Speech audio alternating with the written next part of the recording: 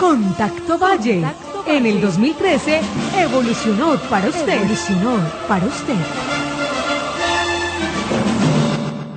Las 10 de la mañana, 41 minutos. El presidente Juan Manuel Santos ordenó militarizar Bogotá y así las ciudades en donde se presenten actos de violencia o revueltas.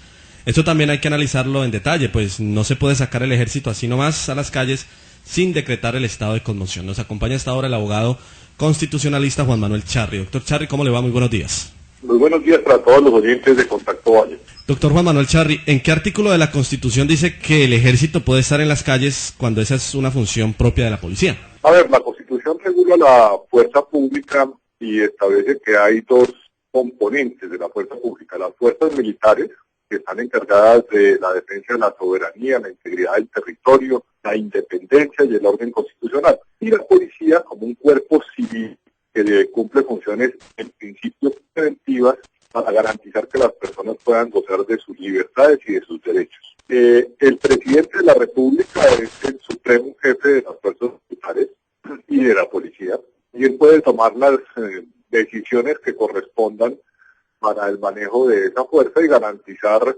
los valores y cumplir con las finalidades que la Constitución establece.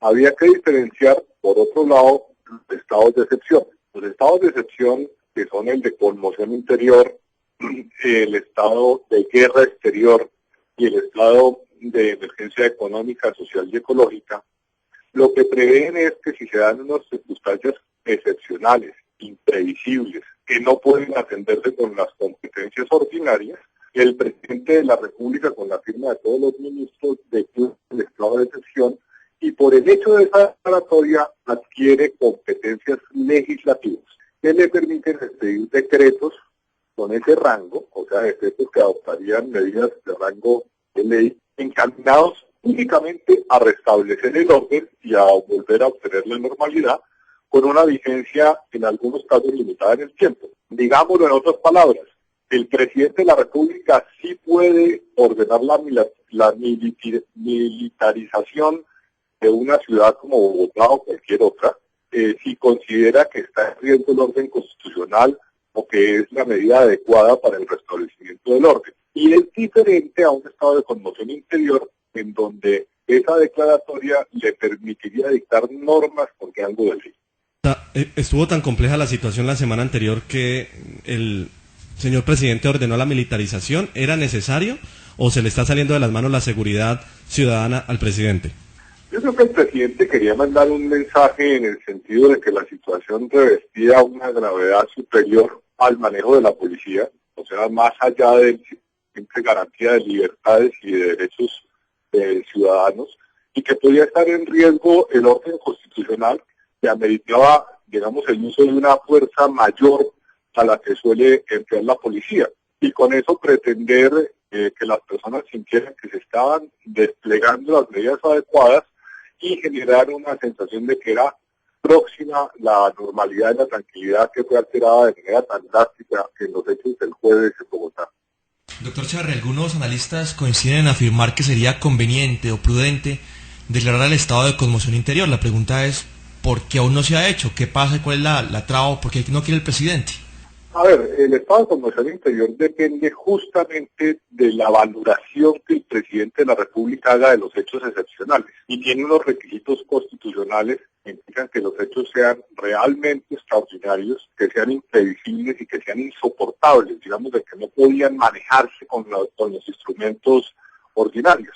Y esa valoración va a juicio de la Corte Constitucional, y allí que el gobierno muchas veces sea tan cauteloso en declarar un estado de excepción, porque podría considerar que no llena los requisitos de la Corte Constitucional y eventualmente la Corte podría llegar a declararlo inconstitucional si no se llenan los requisitos que he mencionado. En mi opinión, si los hechos continuaran o hubieran continuado en la escalada de violencia y de alteración que vivimos la semana anterior, debía haberse declarado la condición interior y adoptar medidas tanto de facilitar que se presentaran los reclamos por parte de las organizaciones campesinas y tramitarlos de manera que hubieran efectivas y prontas respuestas, como también de sancionar y establecer un régimen más estricto para los desórdenes y las violaciones a los derechos que se vieron la semana pasada. Lo cierto es que el gobierno hasta el momento parece que no ha considerado esa opción y que con las medidas que ha venido adoptando consideraría que puede manejar la situación. Doctor Charri, el artículo 113 de la Constitución Nacional dice que en caso de perturbación del orden público se puede sacar y que afecte contra la estabilidad institucional y la seguridad del país, puede el presidente sacar las tropas a la calle. Esto, en el punto en que estamos en este momento, ¿podría evitar un golpe de Estado? Bueno, no, yo creo que estamos muy lejos de un golpe de Estado. Un golpe de Estado técnicamente se define como la inhibición o la imposibilidad de que una de las ramas del poder público cumpla con sus funciones. O sea, cuando se cierra el Congreso, cuando se derroca un presidente, cuando se cierra una Corte Suprema de Justicia, una Corte Constitucional, se está en presencia de un golpe de Estado. Yo creo que no es el caso. Nadie ha hablado de cerrar instituciones o de reclamar renuncias o inhibición de funciones constitucionales. Lo que hay es un reclamo para que justamente se tomen medidas que puedan restablecer, mejorar la actividad campesina, donde haya garantías, créditos, seguros, mercados, control de precios, etcétera, que mejoren las condiciones de las familias campesinas. Y ha habido protestas sociales que son válidas en la medida en que no acudan a la violencia y no inhiban o perturben los derechos de los demás. Realmente el tema en principio es de manejo policivo y de una buena interlocución entre las organizaciones que protestan y las autoridades gubernamentales, que deben oír esas reclamaciones para adoptar las medidas que ayuden a mitigar la mala situación por la que atraviesa el campo colombiano. ¿Será que estamos ante un presagio del presidente Juan Manuel Santos cuando está militarizando el país ante lo que en un futuro próximo podría ser la nueva función del ejército, estar en las calles vigilando, de darse un acuerdo de paz? Es decir, ya el ejército no necesita estar en el campo, en la selva, y ahora lo tenemos o lo necesitamos en las calles si se llega a firmar un acuerdo de paz y se acaba la guerrilla.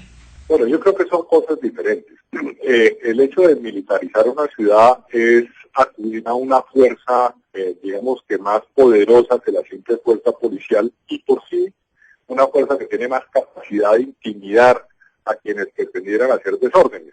Y el presidente es la suprema autoridad en materia militar y de policía que puede tomar esa medida si considera que va a restablecer el orden turbado. Los acuerdos de paz obedecen, digamos, a una lógica diferente, en el sentido de que existen grupos que se enfrentan al Estado, que no aceptan su autoridad, que subvierten el orden, toman las armas en contra de esas autoridades porque consideran que no son legítimas y, digamos, se enfrentan a esas autoridades.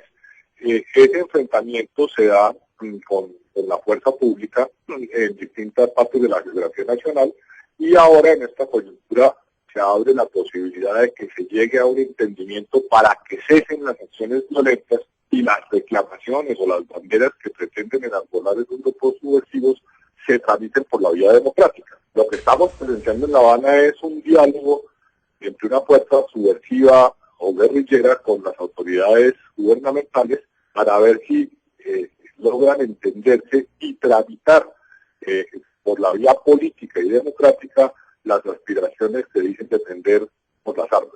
Entonces la fuerza pública puede cumplir simultáneamente las funciones que el presidente le encomiende. Uno, de restablecer los órdenes urbanos en ciudades, como fue el caso de Bogotá, y militarizarlos, o sea que haya presencia militar en las calles. Y dos, que enfrente a los grupos subversivos donde quiera que estén para impedir que generen subversión y generen incertidumbre y zozobra, y los enfrenten militarmente, porque ellos están enfrentados militarmente a las autoridades de la República. Esas dos funciones no son necesariamente excluyentes y dependen de la decisión de su jefe, que es el presidente de la República. Doctor Juan Manuel Charri, abogado constitucionalista, muchísimas gracias por atendernos esta mañana y por compartir su opinión frente a este tema. Muy amable. Muchísimas gracias a ustedes. Un feliz día para todos. Contacto Valle, con las voces de los protagonistas de la noticia.